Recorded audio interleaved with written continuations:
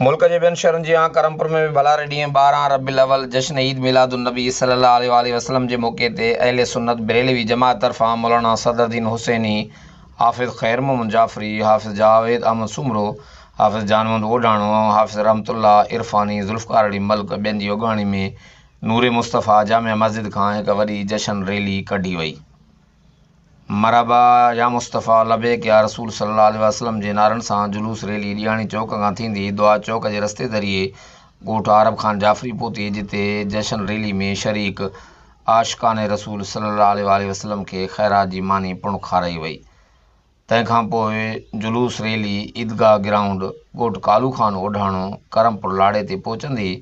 जुलूस रैली जो इख़्तिताम ईदगाह ग्राउंड ते नातुनि तक़रीरनि खां पोइ दुआ ख़ैर सां कयो वेंदो। होॾां इलाइक़े जे नंढनि वॾनि ॻोठनि मां जुलूस रैलियुनि जी सूरत में वॾी तइदाद में आशिक़ाने रसूल सल्लल्लाहु अलैहि वसल्लम माण्हुनि जश्न ईद मिलादुन्नबी सल्लल्लाहु अलैहि वसल्लम मरकज़ी रैली में शिरकत कई।